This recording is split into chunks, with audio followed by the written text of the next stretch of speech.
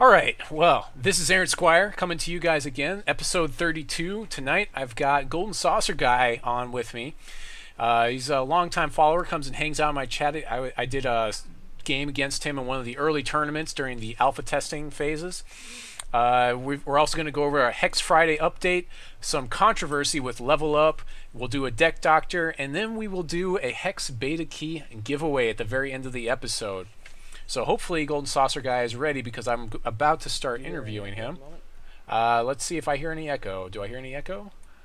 I do not. All right, cool. So we are at the part of the show where we're going to talk to Golden Saucer Guy about his content, about his TCG experience. So yeah, just talk to me about your TCG experience, Golden Saucer Guy. Well, I have been playing Magic since the late 90s. I am a level 1, almost level 2 judge for Magic the Gathering. I've played a little bit of Pokemon when I was younger. I do a lot of other TCG collecting, like dead card games, but most of my background comes from being a Magic judge. I've done 8 Grand Prix now. I do a lot of judging for professional event services, and I stay relatively active as much as I can. Right. So talk to me, like you said, you collect a lot of dead card games. So like, what is your most prized dead card or dead card game that you have?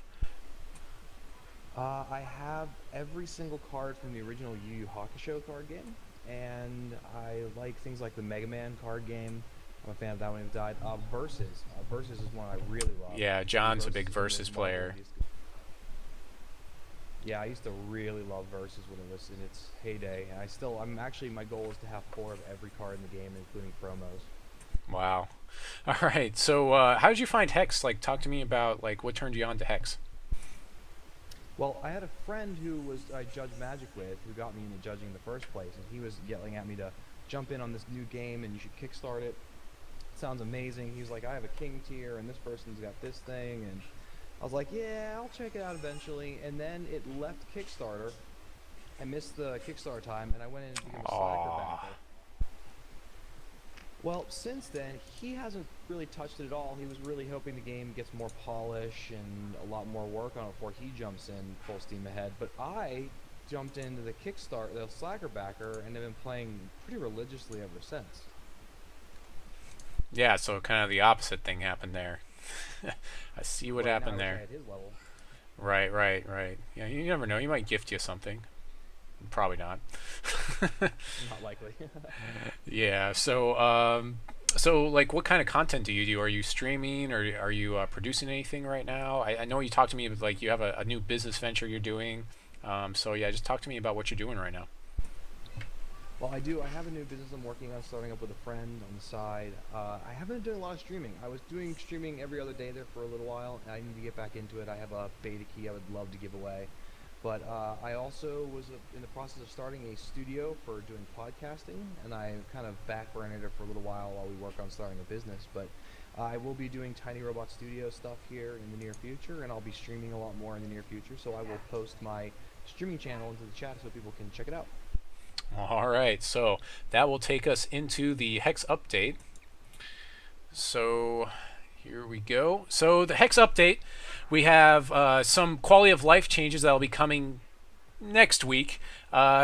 We've got the auction house is going to be picked up, and that'll allow people to trade, and then shortly thereafter people will be able to do one-for-one trading, or I don't know if they're going to make it, like, I have played games where like you have to trade something to someone. You can't give someone an empty trade and them trade you something. So it probably, I don't see why they couldn't have empty trades available, but you know, that's something we'll see in the future.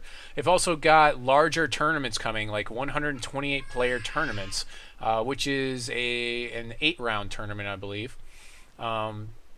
They do talk about that somewhat in here. Most likely we're going to see the 32 player tournaments. I think are going to be more typical because those are 5-round tournaments. And then they talk about some of the trials decks. So before I press on too much further with this, Golden Saucer Guy, give me your opinions on the auction house and some of the tournament setting. The auction house is kind of interesting. I think it's going to be probably the next big needed part of this game. People right now are claiming they have really unbalanced collections. They need to add more cards to their collection, and in order for Constructed to kind of have a regain, get some presence back, we're going to have an auction house system. The one for one interests me a little bit because I don't know if that's going to be something that will maintain balance in for the card flow back and forth between people, or will break it.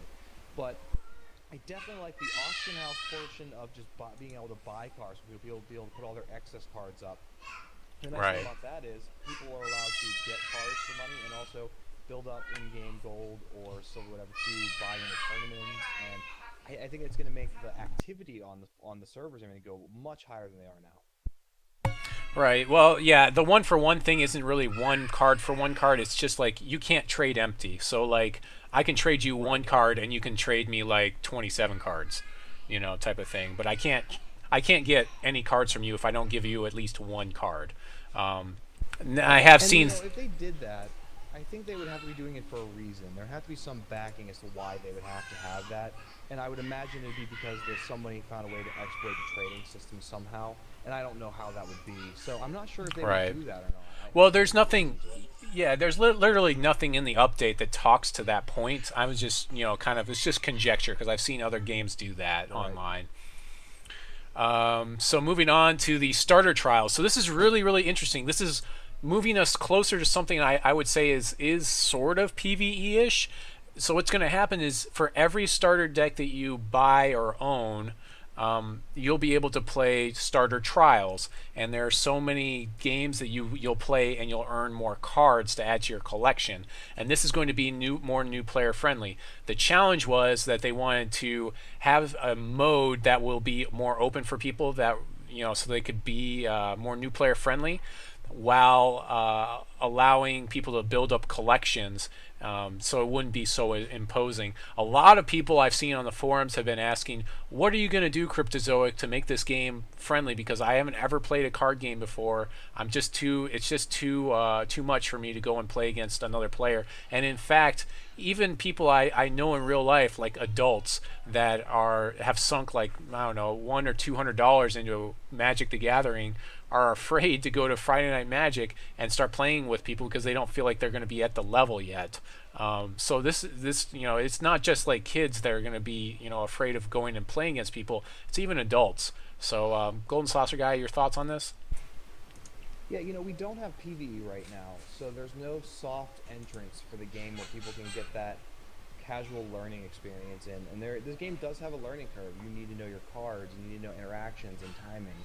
And it's not fun to jump into a game and start losing over and over with the same mediocre cards. So they needed to have something that gets the new players in, that gives them something to do where they feel like they're being successful and they're moving forward and they're learning.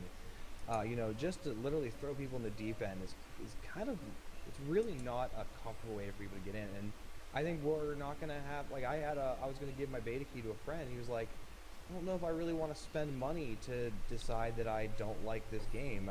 It's difficult. I agree. It's going to be interesting. Yeah, the PvE is definitely going to help out with that, because as someone is playing PvE and they've got 100 or 200 cards and they've played PvE, then they might take the plunge and start going into some of that PvP stuff. Start maybe doing a $7 draft. Because that's just such a great price point. Which we've talked about a lot on the show. Moving on, we've got the Hex update where Corey's talking about Gen Con and promos and different gifts for holidays, kind of like how they do in World of Warcraft. And one of the interesting things that he talks about here is the fact that they were thinking about doing a thing where, like, if you have a chest and you open it during like a Christmas time period or a holiday time period, something like that, then it'll give you different promos or additional promos. And he said, well, yeah, but then people are going to feel bad about opening chests outside of those periods, and it's going to discourage people from doing that, and that's a negative play experience. So they decided instead to do either like alternate chests or something like, they're still tossing ideas back and forth about that. But he has said that basically the only thing that's going to be like if you go to Gen Con, the only thing that you're going to get that no one else can get is going to be sleeves. That's the only thing going forward. So like anything else that comes out, maybe like a PvE champion, you should be able to get in some other way. Like even if you don't go to Gen Con, you could like buy it during that period, that time period, kind of like you can do with League of Legends with certain skins during the times when they do the what's it called, the different conventions basically. Golden Saucer Guy, your thoughts? Yeah, Magic is giving away cards for years at special events. They're typically alternate arts, so I like the art end of the sleeves and everything, and I understand them not wanting to give away actual like digital product at these events, and that's fine. I don't know if I think they may be a little bit too worried about this.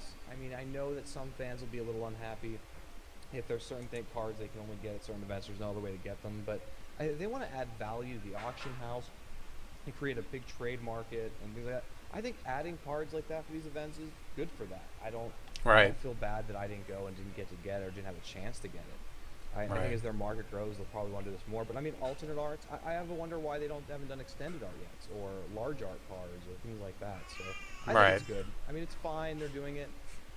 They could still go the other way though and put out these special versions of cards. I don't think it's a big deal. Yeah, I don't think so either. I mean, there was a big hullabaloo about the last Gen Con with the PvE champions, and I said, well, you know, realistically, there's a ton of champions. Are you seriously going to get every champion and level up every champion? And if you are, you probably don't have a wife and kids, because it's going to take a lot of experience to level up these champions. These little like mercenaries and such things. Additionally, I just want to point out that the Threshold podcast is doing a weight loss competition before we get to Gen Con, so I think I'll just go ahead and officially throw my hat into that barrel, although I probably won't win because I'm not overweight, but I'm not like, at a weight I would like to be at. So right now I'm at 185, so I would like to be at like 175. I'm 6'2", so yeah, and you know what that means? That means I'm going to be there at Gen Con. So I'm making the announcement now. I will be at Gen Con this year. I've worked it out with the wife, and I will be at Gen Con this year. So I hope to see you guys come out. Come by, say hello to me. I promise I'll be friendly. I won't bite you.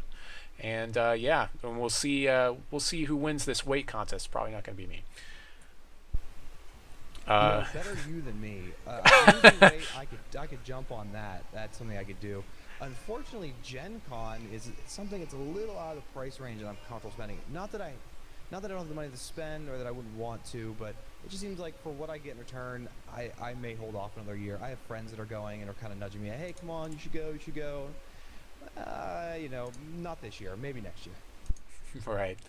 Yeah, and you really shouldn't feel bad about not going, but it is something that it's just a great experience. It's a great vacation. I mean, they do have stuff that you can do that's family friendly. They've got a zoo that's close by. Downtown, Indianapolis is really great. It's just a really good time. I think they call it the friendliest convention. Basically one of the friendliest conventions, because you make friends there like instantly. Moving on to the next part of the news, I just happened to be going to the regular forums, and I saw that Crone had posted this, that basically there was this exclusive merc that was for Level Up, basically the company that's handling all the overseas stuff for the Pacific area. So all those Oriental, not Oriental, but I always say this the wrong way. Asian, all the Asian region. So they were getting their specific promo. They have a shot of it, but the thing is, the website is not showing up, and they think that there's a chance that they backed out and they are no longer partners with Cryptozoic. So I'm going to pull up that article, and Golden Saucer Guy, I'll let you chime in while I'm doing that. Yeah, this is something that is just really odd to me. Now, I understand that we don't have any actual facts on this. We only know what we've seen. So we can't dig in too much into this, but it is odd to me that, people are finding this when the lawsuit started, and we know that that's probably not the case because it was brought down before the lawsuit. But this is just so weird. I mean, this is going to cause a lot of people to really question the things about this lawsuit, I think, more than anything, and not just so much about them. Because, you know, the timing is just so weird on it. But this is the guy who was in the producers pack of it was only like 14 packages for the Kickstarter. Right. I believe it was. Yeah. There's one of the guys that's one of the CEOs, I think, of the company, Phil Kahuat. Kaiwat. I'm really sorry, Phil. I probably just mispronounced your name, but he's one of the producer tier people. So he may have backed out or not. It's not a good omen, but at the same time, it may not mean anything. It may just mean that they are diverting resources to other stuff, and they really aren't focused on Hex because it's not out of beta yet. So it doesn't really mean anything necessarily, but at the same time, it could mean that they did back out. So we're really not sure. Right. You know, it's also, I think it doesn't help is because of the lawsuit, people look at this in a different kind of light than they would have if it wasn't going on. So if there wasn't a lawsuit, people would be like, oh, you know, maybe their site's down, maybe it's some other small problem. We don't know what the issue is, but we'll assume the best. With this other things going on, the shadow looming over it, we're kind of going, you know, we'll automatically assume the worst. So we don't really know what's going on, and we automatically go to these places where we assume that this is something bad. This is something related to this terrible cloud that's going over. So, you know, we can speculate for now, but until we really hear something, we just don't know. I'm going to try to turn you up for a little bit here. There we go. TeamSpeak 3. A little bit quiet. Yeah, I'm going to turn you up here. Yeah, I turned myself up my mixer a little bit just to see if that helped. Oh, now my thing's crashing again. My whole computer's crashing. It's all everyone's fault, not mine. Right. Interesting side note about that. I was thinking about it. My webcam streams me at 1080p, and people who don't have the highest up and down bandwidth, that sometimes causes some problems. But I didn't think to dig into that beforehand. Yeah, let's just. I guess we'll just press on with it, and we'll just see what happens. Sure. Okay, well, they're saying much better now, so I guess something happened. Oh, okay. Let me know. All right, good. Let me know if I'm too loud now, because I was speaking louder and turning volume knobs up and everything. So the problem is, like, my push-to-talk key is going to, like, try to go back on this website, so you aren't going to hear me as much, Golden Saucer Guy, during this part, so just be aware of that. No problem. So I'm just going to start talking through this deck now. So with this deck, we're moving into the deck portion. Yes, we are. All right, so let's talk about this deck a little bit. Now, you showed this to me a little bit ago, and it has a lot of interesting things that I really like about it. First of all, I like that you were using Inferno, because there's a card that is underplayed, because to be fair, it's really not that amazing. Like, no one likes randomness about it, so it's difficult to find ways of making it worthwhile. Also, we've seen other people who like to run the life gain decks, where you increase large quantities of life, drop a Zawa, play your Righteous Paladin. So you're mixing two different styles that people kind of really enjoy, all into a nice combo package. And you have things that can deal with a little bit of early aggro with your Living Totem, Righteous Paladin, Spearcliff Knight, and you're moving into a little bit of control with a little bit of your Mystic Spirit Walker being able to, maybe tap down a creature. Eternal Youth, I definitely see why Eternal Youth is in this deck. The life gain on it. Normally I wouldn't like this card, but in this particular deck, I think I actually like it quite a bit. While we were kind of prepping for this, I was looking over some of these cards, and I think Eternal Youth is probably one of the better cards in this deck, just on the top. And I say this because if you're looking at Azawa and maintaining life and making sure Inferno kind of nicks at your opponent over time, you really just sit on this deck and win in the long game. And I really like that. That's kind of nifty. So I'll be happy once I get my collection rounded out. I'll be happy to give this deck a shot. Yeah, I mean, we're looking through this. I mean, there's definitely some things that are clunky about this deck that we're going to fix. But the Circle of Preservation with Inferno is really good on this deck. So right. So we're going to probably try to play those strengths. I actually really don't like Azawa in this deck, because I feel like he's more of a ramp card, and this deck's not going to ramp, and this is not really a whole lot of control going on. Eternal Youth, if there was a deck that it could go in, this is it. I still don't like it because it doesn't affect board states, and I want to make sure I can hold on to board Right. state. That's the biggest thing I look at. That's where we were at before. We were looking at a card like this card is not good basically anywhere, this to be fair. I mean, I just don't see many situations where that card's very good. This is the one time I think where I see a lot of these little things going, well, you need to gain life, you're going to be probably taking a little bit of damage from players who have much stronger board states than you. You're right, it doesn't affect the board very much, but in the long run, it could keep you alive and keep that Inferno ticking with your opponent. I do agree with Ozawa. I'm not a big fan of the card overall, to be honest. In this deck, running one of. Some of the things that I'd like to highlight about this are maybe some consistency issues. Some of the numbers are strangely balanced. It seems like you're not necessarily going to know what your hand draw is going to be.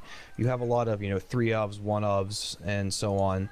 And the consistency there, I mean, you might literally get an entirely different deck between 2 games, or entirely different game. Yeah. And that's probably good with an opponent who you want to leave them guessing. But if you're playing in a tournament, you're looking for consistency every draw, and I don't see that here right now. So we're going to have to tinker with this a little bit to see if we can get that consistency up. Yeah, for sure.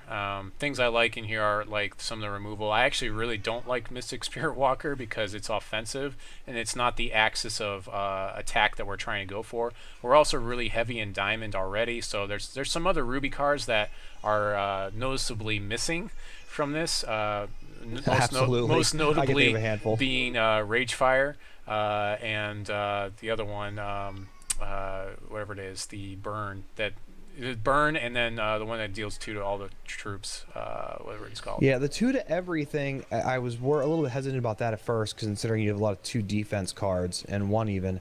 But in reality, I mean, the only 2 cards you have that are going to be openly affected regularly is your Adamanthian Scrivener and your Spearcliff Cloud Knight.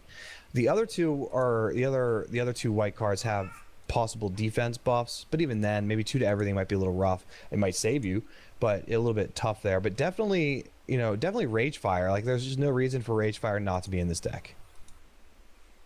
Yeah, I mean, looking at I forgot what it's called now. I just keep forgetting what it's called. But yeah, we're gonna make some clunky decisions, on that. So like, if we do play the 2-point sweep, then we're going to probably play less troops and we're going to be more control-y, which I think is what we want to do with that combo. But I mean, we'll make some decisions. Right.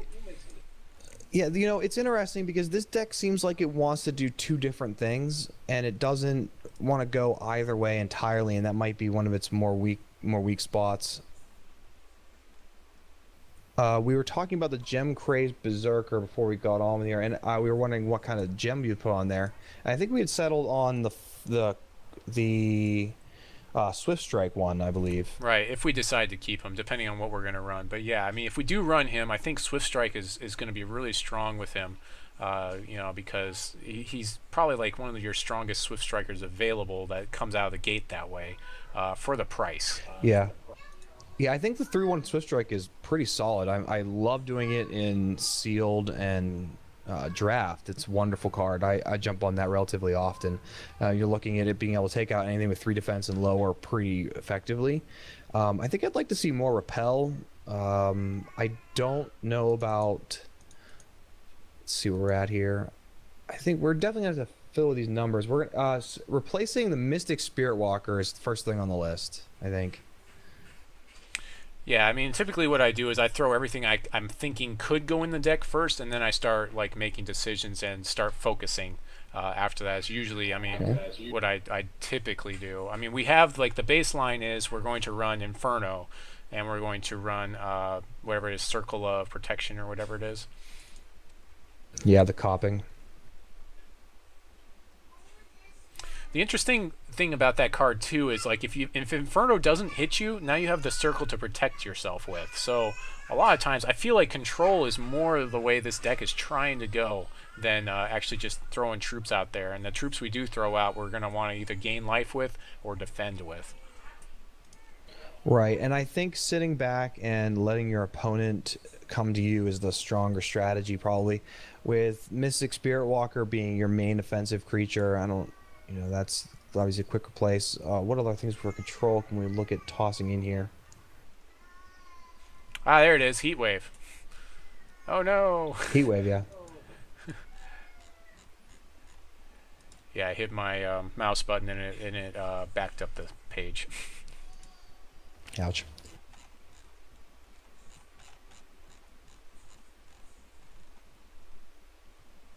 Yeah, I keep forgetting. I can talk to my stream. I just can't click in over here.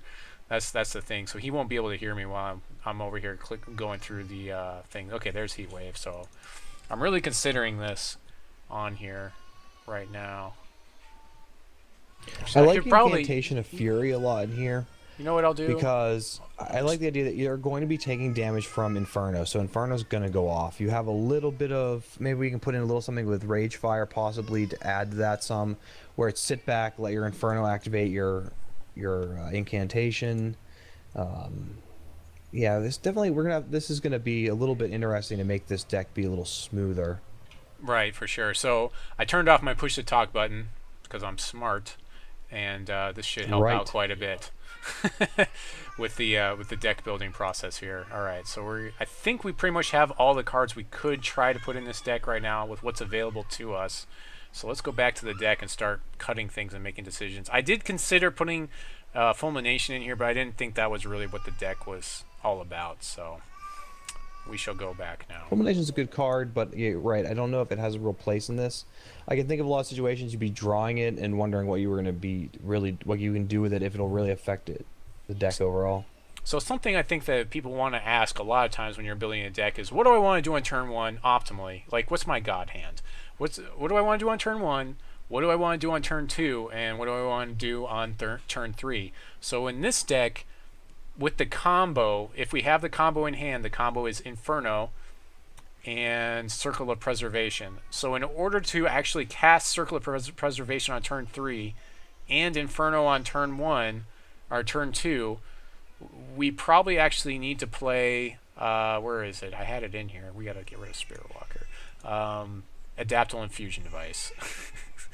As funny as it sounds, we kind of need to play it. And I must have pulled it out. Right, because you're looking. There's literally no other way to have two Ruby and 2 Sapphire, right off the bat on turn 3, without without them being too janky. So you're looking at turn 1 Adaptable Infusion device, turn 2 Inferno, turn 3 Copping with the protection. All right, it says it's in here, but I'm not seeing it. Well, that's why. There we go. Now I can see it. Okay, so we have 2 in here optimally, but we want this to happen more often than not. So we're going to do probably at least 3 of these. That's going to be one of our turn 1 plays. It's going to be Infusion device. We do have a decent amount of double threshold, so it is going to help us out with that. I'm still looking at Eternal Youth, and I kind of want to get rid of it, but GoldenSaucerGuy was just all about that card, so I'm going to hold on to it for now. Yeah, a little bit weird about it. Yeah, again, I have to admit, I'm kind of rooting for the card to find a time where it is actually good for something. Like, the card is just... I want the card to be good. We'll see what happens with it, though. We should probably select a champion, too. So, selecting a champion... is going to be interesting. Go ahead and say something while I talk to my son for a second. Sure. With a champion, I think I would like to see the one where you get life drain on it. I want to get a little life out of this. We have a Swiftstrike creature that'd be good for it. We have creatures where your paladin have some gain from that, so you have an alternative way of getting a quick pump out of it. I just like it all around. The creatures it doesn't help with are the Spearcliff Knight, who already has it. And that's really about it. So I think that's really the way to go on that one. Right. I didn't actually hear all of what you just said because my son was talking to me, to be honest. Sure. I was recommending the life gain version, the life gain champion. Oh, the life gain champion. Yeah, we can do that if we're going to run troops. If we do that, then that's definitely telling us we're going to relegate Heatwave to our reserves or our sideboard. Right. Otherwise, if we want a main deck Heatwave, I probably wouldn't run him because we're probably going to not run like Cloud Knight. We're not going to run, and then everything else, like a lot of the other things, we'll probably run Totem, but we probably won't run like Paladin Scrivener in here. We'll probably run like Soul Marble instead. But with the life game, we kind of want. I think about that. Yeah, I would love to have Soul Marble in here. Yeah, I mean, but that's a great one with Heatwave because even if it's out, it dodges Heatwave. So, And we're in a deck where we're kind of like just sitting a lot of the time, so we can do things in our opponent's end step with it, which is pretty neat. I'll be the only person on the internet rallying for Eternal Youth, and I'll probably, when the auction house opens up, you watch, I'll have like 16 transfers, or here, take 10 of my Eternal Youths. Yeah. I suppose that's the Maybe one. I'll change that to my profile picture for the week. That would be like the one ghetto thing you could do with the auction house. Is like before trading's available, you could set something low. You could do it like, how gangsters hide money, like in houses and stuff. Like you could just sell stuff really low, and you'd be like, "Hey, I'm posting it now" to your buddy, and so you can buy it right away. Right. If we're running Theory Crafter, when auction houses, go ahead. Yeah, it's interesting when auction houses open up and you get those people that are basically become, I guess they make a microeconomy out of this, where they try to see if they can make a decent turn of profit relatively quickly by doing buy fast, sell fast. Right. Yeah, there's a lot of different things you could do. So the Theory Crafter is really not. He's not making it for me. He's not on curve. Like most of ours, we don't even really have a 4-drop now. I don't think I like the Theory Crafter in here now. Oh, and that's right. In the original setup, I didn't have much. I don't know if I like the Theory Crafter to begin with. Create a Warbot, put it into play, get speed. He's really cool, but not in this deck. Nifty card. Yeah, I mean, you could put that Warbot into play and he's gemmed, so you could put the one, like I had someone do to me, where when it comes into play, it does damage to the opposing player, and then like every turn I'm taking 3. And that's like, it's a different axis of damage, kind of like what we're doing here. It doesn't use the combat step at all. So let's go ahead and put that champion in here. Let's go ahead and say all colors so I can see the champions.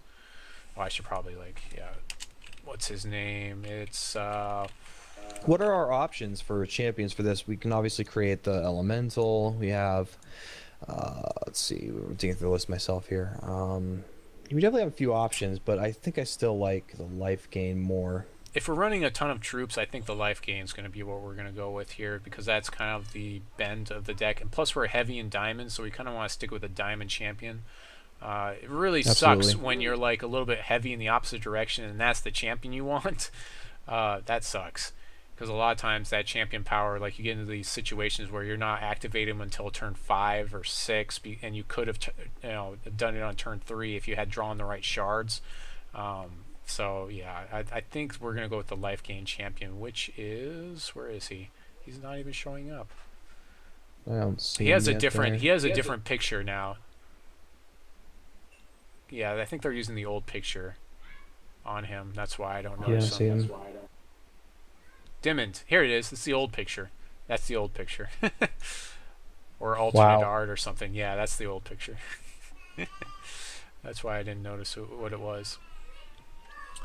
Alright, so 1 soul marble I think is pretty good. We've also got the Scrivener Righteous Paladin combo, so turn 1 Scrivener, turn 2 Paladin's pretty strong as well. Right, even that point you add life gain, go into it, you get an extra pump out of it, so it's pretty solid stuff. I mean, I like Totem, Righteous Paladin, the Scrivener, the Spearcliff Cloud Knight together. Those alone could possibly win you a game. Right, yeah, in the right circumstances. So because we're so somewhat offensive with all of our troops, and we got rid of the sweep and we're really not defensive, I'm going to take Repel at least down to 2 for now. Repel is one of those cards that can be a dead card sitting in your hand if you are offensive. If you're defensive, it's great. It's amazing for that control player. But if your opponent's not going to attack and there's not a good situation for them to attack, it's going to be a dead card for you. And then once you finally can use it, a lot of times your opponent has board state, and that's really not a good spot to be in. Right, so it looks like right now we're being a really reasonable level of offensive, and then on top of that we're allowing Inferno to probably do those extra few bits of clicks of damage to put them in range of actually killing, or possibly having Inferno or Ragefire finish them off. Right. So here's another thing that's clunky about this deck, and this is just one more reason to get rid of Eternal Youth. So we're shuffling Ragefire back in the deck, which we want to draw, but but we're also shuffling Eternal Youth back into the deck, which we also want to draw. Yeah, those two are competing, and I have to admit I would probably take Ragefire over Eternal Youth. If we're being offensive, there's no reason for Eternal Youth. And even reason now that we've moved into the range of being less sit back and win and more offensive, there's really no place for Eternal Youth. I agree. We've kind of designed the deck. We've designed it out of the range of it. Now, that doesn't mean we couldn't transition to that type of deck, so I'm going to go ahead and throw them on the reserve sideboard area. So they're there. Yeah, within 3 or 4 cards, we're looking at going from an offensive to a control deck, more of a style, and that's kind of cool. Yeah, I mean, you could also run the Angel in here. It might be a little bit clunky in your opening hand, so I'd probably just run like 2 of them. If you were going to run it at all. The Gem-Crazed Berserker is also a nice offensive card for this deck, especially if we gem him. Yeah, I'm a big fan. Like we were just talking about with the Swiftstrike. Circle of Preservation is probably not as good as it was when we were doing control, so we'll probably take that down to 2. Solitary Exile. Yeah, that's situational. I mean, they might be coming in with a large flyer or something where you might need it, so it's good to have them in there, but the numbers don't support what we need. Solitary Exile is an excellent card, but again, we're being a little bit more offensive. So a lot of times what we want to use Solitary Exile on is not like some big effect card. A lot of times it's just a troop. So we can easily take these down to 2. So we still have them to get rid of those blockers, and then put them, again, throw a couple more on the reserves and then side them in if we feel like that's the deck we need to be playing against. And we're focusing on the 2 or 3 drop troops here, so you're going to see a deck drop 4, 5, 6, 7, possibly an 8-cost card where this Solitary Exile is going to be necessary. So it's good to have a few in there, but we definitely don't need the numbers we had before. So we've actually reduced our curve such that the top of our curve is 3, so we can easily go from 24 shards down to 23, maybe even 22 shards if we're feeling really frisky. My thing needs to update. My concern is too. Now we're still running the aid, so we're set there for the curve. Now the thing that worries me is things like Ragefire, Inferno. All these things do still take the double mana, the double shards. So we're definitely risking not. If we don't get one of those other ones, are we getting the aid in order to get that other shard out? So I want to answer this. This is Nikimur in chat. Says, do you play test these after brewing? A lot of times, what I try to do is I play test them. In the following weekend, and then I post that video later. I was doing it after the episode, but the episode drug out too far, so no, I don't play test them. I'll just give you the obligatory. What I tell people is basically we're going to do concepts. This is a lot of concepts. You still will want to play the deck to get a feel for what's going to go on and fiddle with the numbers to feel out what you want to do and where you want to go with it and what works and what doesn't work. A lot of this is conceptual, but what I focus on when I'm building these decks is, first of all, curve, making sure we have a good curve. Second of all, I make sure it is that our shards are built up well and that we have cards that are working together, that we're not being counterproductive within the same deck, and that we have a good concept going on within the deck. So that's most of what we're doing on the show. But yes, you're right. You would always, and I don't take my stock decks and just go out there and play a tournament with them. You need to play them and then fiddle with them again still, and to get them where it is that you feel like they're good. This type of deck, I would say, is maybe tier 2-ish, depending on if we can get how often we get the Inferno combo, and we got to see like, can we compete with the other decks that are in the format? So again, you got to still metagame a lot of that other stuff that's out there.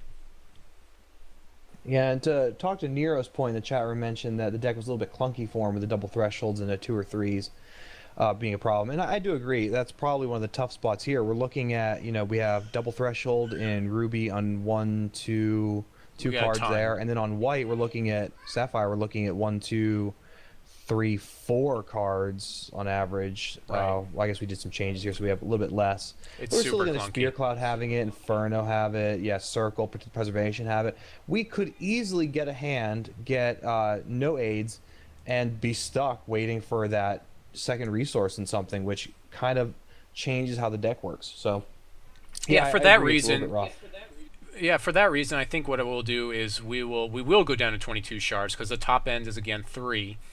and we will go ahead and play the full play set of the fixers. So we'll go ahead and play full Adaptable Infusion device and full Shards of Fate to help us fix our double thresholds. Adaptable Infusion device will give us a little bit of reach as well later on in the game, and help us draw those redraw those Ragefires. Being a turn behind, getting a Shard of Fate, because we're looking at still doing well in those 3 and 4 turns. Right. So I think this is pretty much the deck. We just need to count everything up and see what it looks like. So we're of course very heavy in diamond. So if you're going to start cutting cards and moving cards around, you're probably going to be looking at diamond. So it's probably the split I'm going to do here is something like an 11-7 is probably the split I would do here. I don't want to go too overboard because we do need to have a turn 2 Inferno into a turn 3 Circle of Protection. That's what we're trying to do optimally with this deck. Yeah, your 4 Shards of Fate and your 4 Aids definitely help a lot here because you're looking at something that can get you that second one on turn 1, for whatever one you're short on. So by running 7, you're still actually, running, you're looking at probably having 11 possibilities for pulling that plus the aids. So yeah, I mean, and then the other thing we have here is, like, even though we're only running 22 shards, if we get flooded, we do have a lot of stuff to dump it into. We've got the 4 Living Totems, and then we've got the wonderful Soul Marble here. So we're getting ready to do the giveaway. Hopefully this goes well. If not, I do have the manual giveaway area set up. So so let's go ahead and move into that. I got this thing called MooBot. We're going to try this out. I'm going to see how this works. If you haven't subscribed to me, now is your chance to do so. And GoldenSaucerGuy and myself and MooBot cannot win. So let's see here. Let's see, user list. Let's see, can I draw? Following, joined, announce the winner. Provide. So you're going to have to bear with me for a second here. Death Fog, I guess it just rolled it for me. And this person's in chat. I guess it just did it. There you go. Is that it? I guess that person wins. That's it. You rolled it. Death Fog, you are the winner. All right. So Death Give Fog. Him like a minute to answer, maybe. Yeah, I'll give him a minute to answer, but I also need to check just to make sure that he is. I guess I'll just let's do that. Death Fog won the raffle. That wasn't very much time, so I'll give him a second to if he hasn't subscribed to me, because I'm going to check him here. All right. So I just need to go to my actual. Says he's still in chat, so. Yeah, I see him in chat here. So just let me pull this up. Come on, Death Fog. Yeah, please tell me that you're following me, because it gets embarrassing when people aren't following. Like, it's like the minimum requirement. Click on a button, All right, it's following. Oh, he is following me. Awesome. So there you go, Death Fog. If you have a friend that hasn't got access to the game yet, or if you have access, then I would appreciate it if you gave this out to that buddy of yours. But if not, congrats and welcome to the beta of Hex, and we'll just do the recap and we'll be done. So tonight I had GoldenSaucerGuy on. We did a wonderful deck doctor for this awesome Inferno deck that was actually sent to me by, who was that sent to me by? Peace Tinker sent me that one. So thank you to Peace Tinker. We talked to GoldenSaucerGuy about some of the content he'll be picking up and doing maybe some more streaming pretty soon. We did the Friday update where we talked about how the some of the prizes are going to be going out. We're going to have larger tournaments pretty soon. An auction house is coming hopefully next week sometime. Some level up controversy. Maybe they dropped out. Maybe they didn't. We'll see in the future.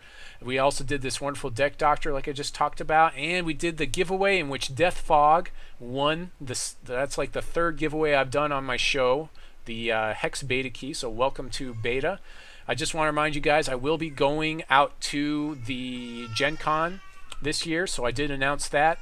And I guess one last thing, if you guys are interested in development at all, RPG Maker right now on Humble Bundle is like, for $12 you get like a ton of stuff. So if you're interested in that whatsoever, I would get over to Humble Bundle and check that out.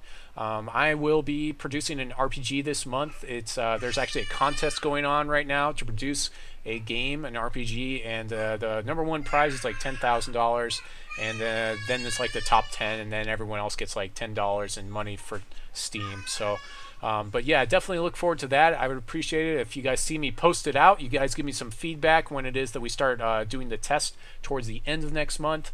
Beyond that, yeah, this is pretty much Aaron Squire signing off, saying God bless you and your families. And Golden Saucer Guy, I don't know if he's got a sign off. Do you have a sign off? I don't have a sign off, but good luck to everybody out there in their hex games. Enjoy the rest of your week.